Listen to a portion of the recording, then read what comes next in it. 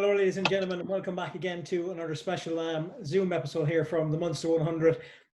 Again, as we've mentioned in the previous Zoom call, it's been an unfortunate year with the coronavirus, and I think I speak for everyone that we do really miss all sports, not just motorsports and not just motorcycle racing in particular. Thank you very much, guys, for taking the time out again to spend some time with us this evening to answer a couple of questions. We'll start first with the local guy, Ray Casey. Ray, if you can hear me there, the Munster 100 from last year, a fantastic one, and I would imagine a proud moment for a local man to line up on the grid of that Munster 100. Oh yeah, definitely. It's like road racing. The last couple of times road racing has been in Cork, I've been down there helping other riders, so it was a really nice feeling to be able to line up on the grid of a national road race and so close to where I grew up as well. Like, so it was only a couple of miles from where my mother's house is. So it was a cool feeling. I really enjoyed it.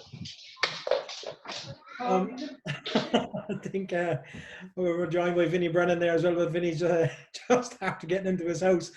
Sorry. Vinny, good to have you with us again. Again, much the same thing I said to Ray. It's been a long season for you guys actually last year. It was great to have you all down at that Munster 100 race. I know you had a good run as well in yourself in the Super Twin class. Did you have a second in that Super Twin final race? Geez, I can't even remember. I won the junior anyway. No, I think it was second behind Mikko, wasn't it? Yeah, in the Super Twin. Yeah, that's right. And then the junior, I got the win in the championship race. Yeah, that's right.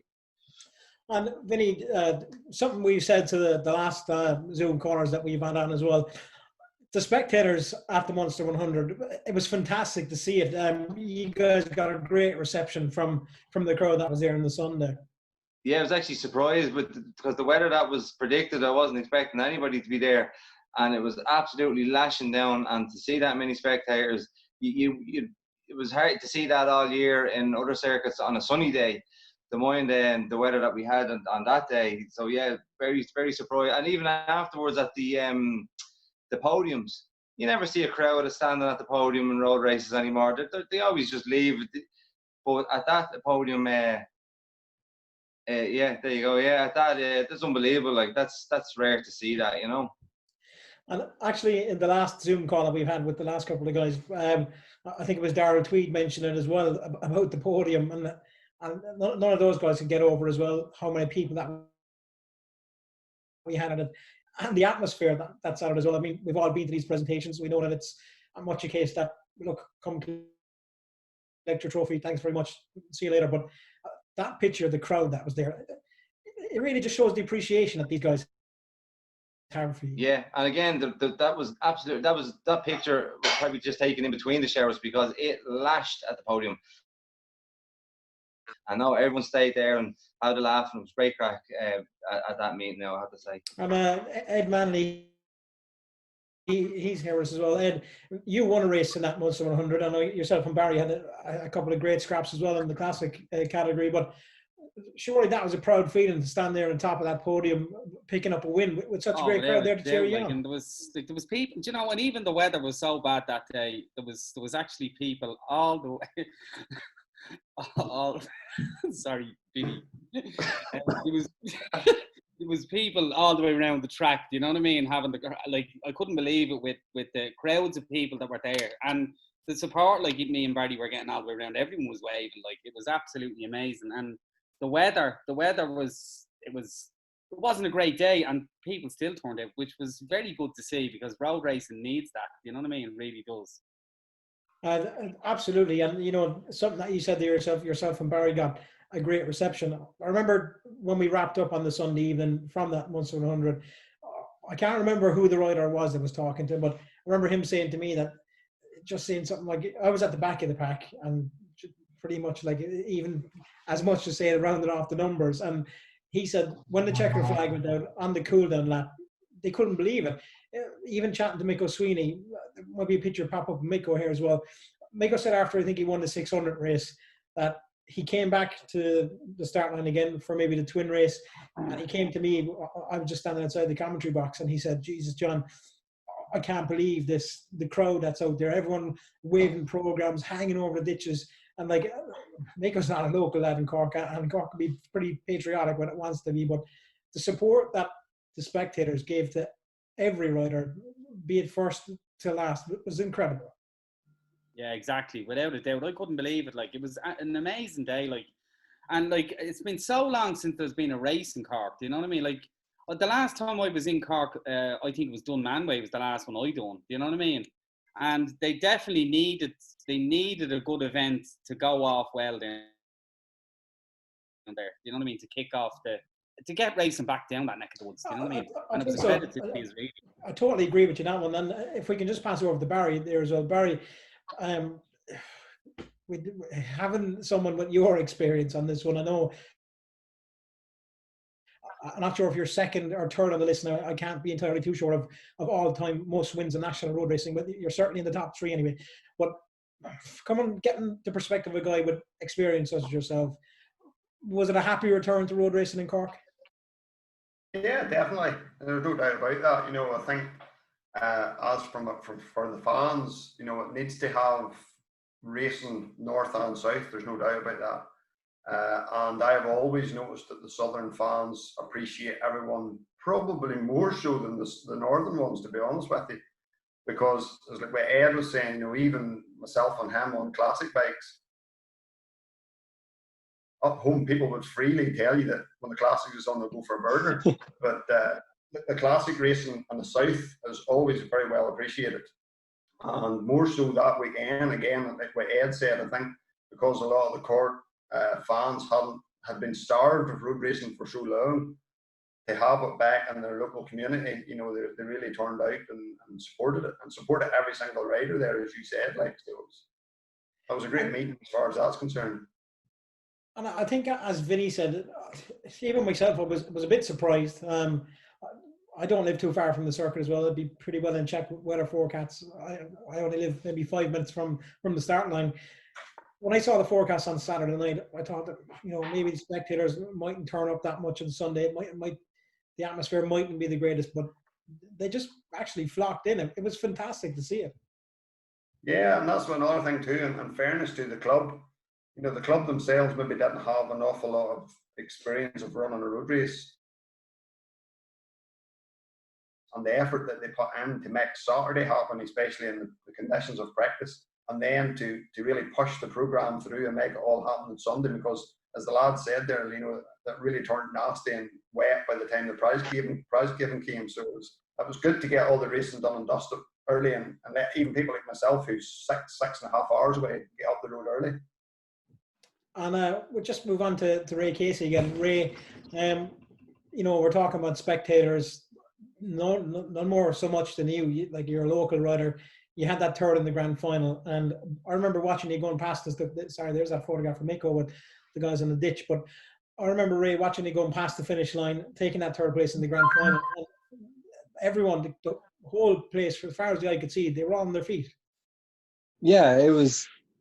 From the slowing down lap, really, or from the last lap, Jordan gave me a pit board, said I kind of had +4 over Tommy Maxwell, so I was able to kind of enjoy the last lap, and I was able to have a proper look around, like all the way around the main road and up the other ditches, like. And again, I was like, geez, there's actually people on every part of this road. I was kind of wondering how some people got into some spots, but yeah, the last lap and the slowing down lap definitely were they were special, especially because I'm a local boy. Like, I was able to pick out like family members that probably have never seen me race a bike, since Mondello is probably the closest to Cork that I have. Like, I wasn't around for the other road races, so no, it was really nice. Like, and it was, again, like, it's good to see the people of Cork will come out and support anything, like. And it's just such a pity it didn't go ahead this year, because with a date earlier, with a bigger entry, and now that the word was out that last year was such a good event, I think it would have been a massive event this year, and the weather was looking good as well, so it's just such a shame. And Ray, I know you had a busy year yourself last year. Of course, you had the TT and the Ulster Grand Prix and that Supersport Championship as well, and the Mondello Masters series. But I know you hadn't taken part in any national road races previous to that, but I remember meeting you before this race, and you said that there's no way there could be a road race in Cork and that I won't be on the grid. That's not going to happen. Oh yeah, especially when it was so close to where I'm from. One of my main sponsors, Marina Motors, Brian Halloran, his father lives on the start line of the Glenmore Road Race. So like he's put so much into me. It was a big effort. All his family were there. Like there was no way I wasn't going to line up at a road race in Cork, and especially when it was so close to home. And like I've been scutting around them roads for years, so it was nice to actually be able to do it without having to worry about the guards. And you know, it is a busy year for all you guys. You have an absolute packed calendar. Vinny, I know you were saying, I think yesterday evening, you've got some race coming up somewhere in Europe as well. But I know obviously this year things are different. We don't have any racing, and we'd probably give anything to go back to that packed schedule. But it is a big commitment taking on a full season like that. And last year, same situation for most of you guys. Being on the 5, 6, 7 weekends in a row, it does take the toll. But Vinny, a big one. And can you tell us a bit as well about that road race you're taking on, or circuit race you're taking on somewhere in Europe this year? Yeah. It just came out of the blue. I just seen it on Facebook, to be honest with you. It's in Luxembourg. It's part of the Belgian Twin Trophy. I don't know much about them, to be honest with you. It's a Super Twin Championship. And obviously I have the twin there, and I just looked into it a little bit, and wasn't working out as dear as I thought it would be. Quite handy actually. So just got onto them, and so far I've me boats booked of the start. I actually got my start permission last night. That was my main concern, was where it was MCI giving them out. But got that last night. So yeah, it's in the Goodyear test circuit in Luxembourg. The end of August, so it should be nice just before Cookstown as well to get a bit of a race in before Cookstown. You'd be a little bit dialed in, I suppose. No, I'm sure we're all bursting to go on. We'd all like to be there in Luxembourg with you, so best of luck in that one. Barry, just back to you again. We're just talking a bit about the schedule and those 6 or 7 weekends in a row. Again, you're a man that's been around the road racing paddocks a long time. But I know really hands are tied with weather here in Ireland during the summer, that maybe the 7 weekends in a row, maybe that pack schedule, is it the only way forward? It's hard to tell, because there's no doubt about it, the 7 weekends in a row in the middle of the summer really takes its toll on riders and the paying fans and spectators that we're expecting to turn up every weekend. But me being from the north, and as I say, Armoy would be my local, well, the Mad Antrim was, but now Armoy is my local race. And those 7 races in the south, in the summer, is pretty much nearly all in the south, finished off with Armoy. So, like, I get home from a normal, like, say, Cork, I get home at 12 o'clock on a Sunday night, make work on Monday, work at bikes Monday night, Tuesday night, pack the van Wednesday night, work Thursday, and you either leave Thursday night or on the road first thing Friday morning. And that's you just constant for 7 weeks. You know, it is tough, but I also see where the clubs come from too. They try to aim for that July, August, which we should have longer days. We should have better weather, bits and pieces. But I don't know what's the best way for the calendar. You know, if you look at the short circuit men, then they're doing most of their important championship races like at Easter, and then they're doing, maybe racing at the end of September and October. So they get a raw end of the deal as well. Really, they can get cold, shitty, frosty weather at the start of the year and get really wet, damp weather at the end of the year. I don't know what's the best way around the calendar. Possibly maybe if you take a month with 4 weekends, could you have something like a short circuit, miss a weekend, a road race, miss a weekend or something like that, and go through the racing season that way? But you're possibly still not going to get everything in then. It is a tough one, and you're already stuck between a rock and a hard place. Ed, the same thing to yourself. You're on the classic men too, but the pack calendar takes its tolls on the bikes too. Certainly, those classic machines can be a bit more temperamental as well than some of the more modern bikes. I don't know who organises that calendar, but they haven't a fucking clue what they're doing. Do you know what I mean? Like, they're expecting lads going out, that some lads are working, some lads run their own business like myself. Do you know what I mean? It's a fucking joke, it is. Do you know what I mean? Every weekend you're gone. And they're on about lads with short circuit racing. There's probably 2 people I know that do short circuit racing that do road racing. So forget about that idea. You know what I mean? Like, that calendar is a nightmare. It's an absolute nightmare trying to get off work. And like, even if you had a breakdown, you basically come home, you have no time to spend with anyone. I mean, kids or boys or anything like that. You're working all week, then you have to come home. If you've blown engine, then you're pulling engines out of bike, probably 10, 11 o'clock at night, getting the bike ready, and then you're driving God knows where. Do you know what I mean? It's a nightmare. Do you know? I think it's a nightmare anyway. It is. And it is a rock and a hard place, really. It's a very, very tough one to call. Again, we have the weather issue and whatnot, but surely there is something to be worked out. But the point I'm getting at in this one is that the commitment that you guys give to get to these races every weekend, when you're racing a bike like this and you have a schedule as tight as that we have, it's almost like a full-time job.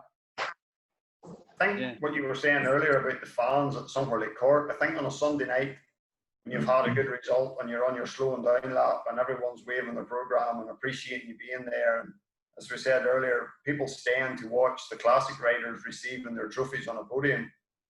It's wee things like that that makes it worthwhile. You know, you drive up that road and you feel as if you've been appreciated. And I know it doesn't make it any easier during the week, as Ed says, when you're trying to get bikes ready for the following weekend again, but it's those wee highs like that that keeps pulling you back, really, in a way, isn't it? You know what? That's actually a fantastic point. I think that could be one of the best points that anyone has made over these calls, that you do feel appreciated.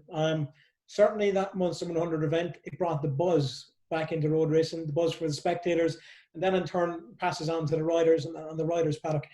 It's something that maybe we could look forward to. Unfortunately, the year out, maybe it will do spectator crowds favours for next year. Maybe everyone will want to get it back. But it just goes to show, that, just to give you an example, we haven't had a road race here in Cork in a long time. We've been absent from it. So the spectators packed in, they had a great weekend, your podium, they're all packed, they're all buzzing for it. Maybe the 12-month break with this virus, it might bring the buzz back to the spectators. Great.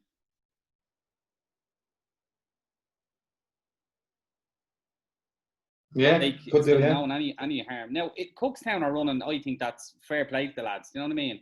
And by all means, run your meeting, and all the lads have a great time, you know what I mean? That's their choice and it's their decision, you know what I mean? But as road racing in general, I think a little break is going to do no harm, you know what I mean?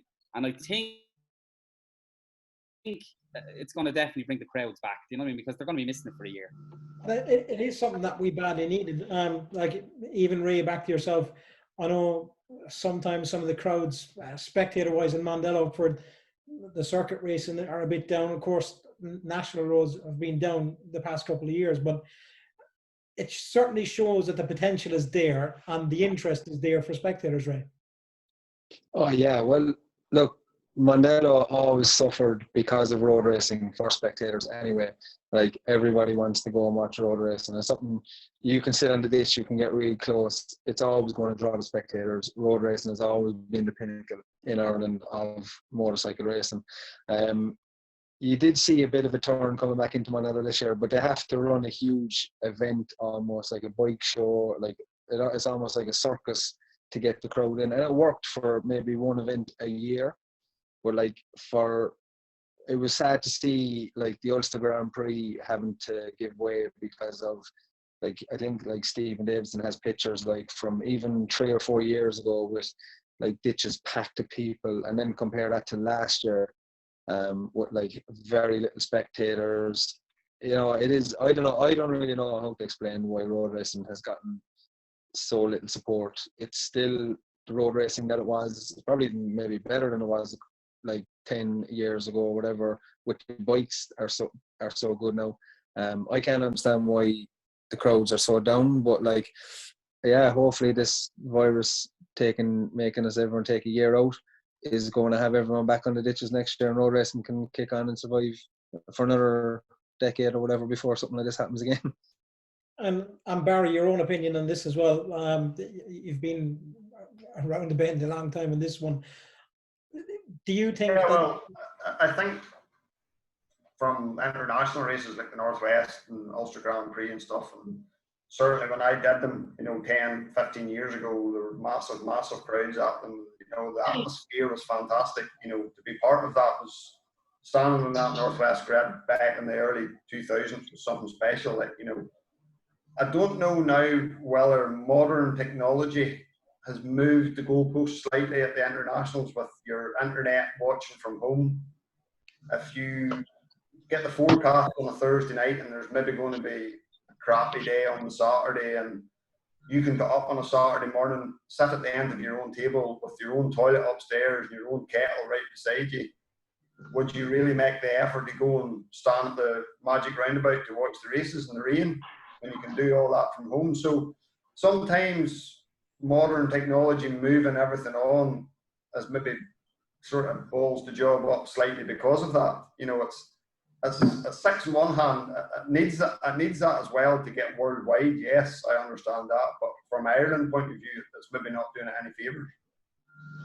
Again, very good points there, Barry. Once more, the modern technology, I would probably agree with you there on that one. A lot of stuff is just posted online, and you can watch things online and watch things from the comfort of your own home. I think we're kind of running short on time here, but just want to ask you guys each one question. Vinny, we'll start with you. Just on the Munster 100, a memorable moment or a memorable race or anything that happened over that weekend? For me, I think it was the lads burning the back tires off the bikes at the end of the grand final. You don't see that in road racing. Lads just enjoying themselves, and just goes to show how much enjoyment the lads did have in that race.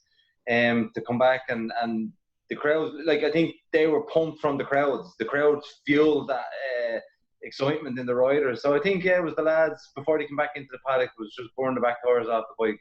For me, that I think.